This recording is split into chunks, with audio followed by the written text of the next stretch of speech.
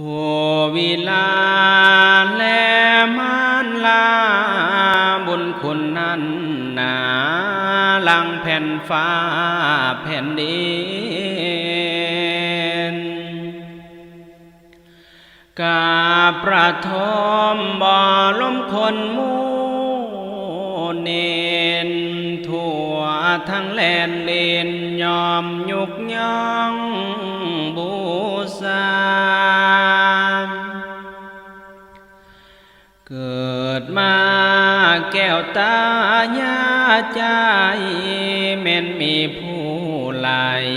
คอยป้อนข้าวป้อนปลา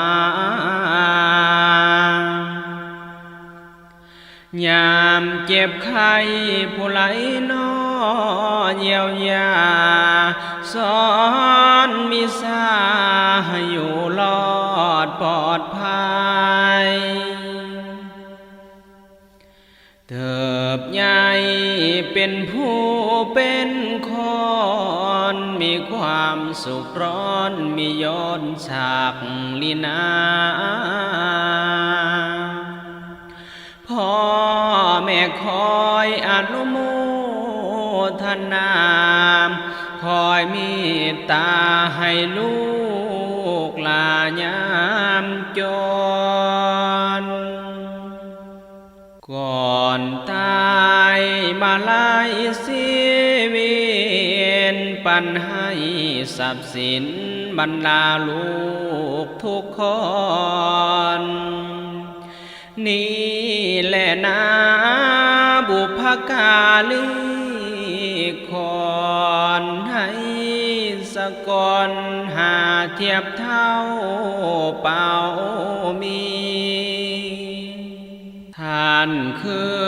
ห่มโพธิ์ทองของเราเป็นลูกเป็นเต้าอย่าปราบลืมดื่มตนท่านเศรษฐีหรือผู้ดีมีจรหอมกละมนผลบิวาทปัดวีกระตันโยกาตาเวทีอันเครื่องหมายนี้ที่ข้าราคาคนปราดโบราณสรรเสริญแย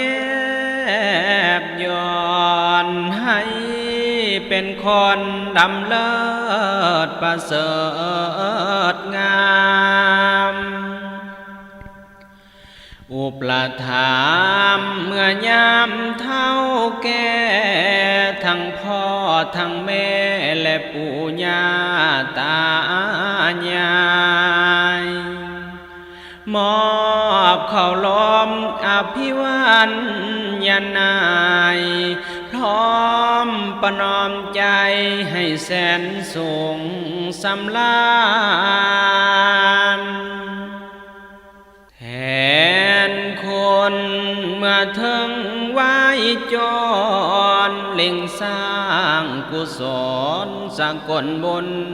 ส่งไปกุศลทานเหมือนลังยานก้นไก่ไหลเลื่อนไปหนุนเนื่องเมืองสวรรค์เทวาอยู่เมืองบนโมทนากุศ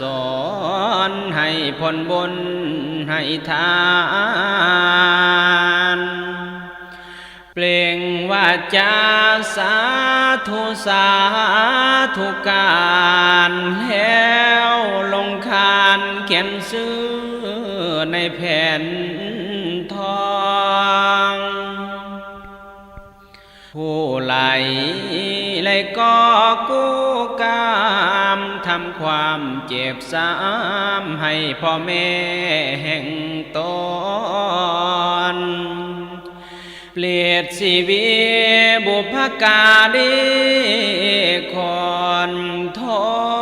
ษทุกคนถึงก้นอ อาวิจี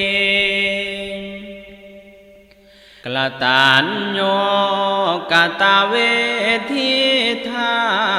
มจึงเตือนสอนยามนินในเนืองแทนควรลูกกี่คนพ่อไม่เคยเกื้อกูลแม้นสำนึกบนแทนพระคุณทานเธอ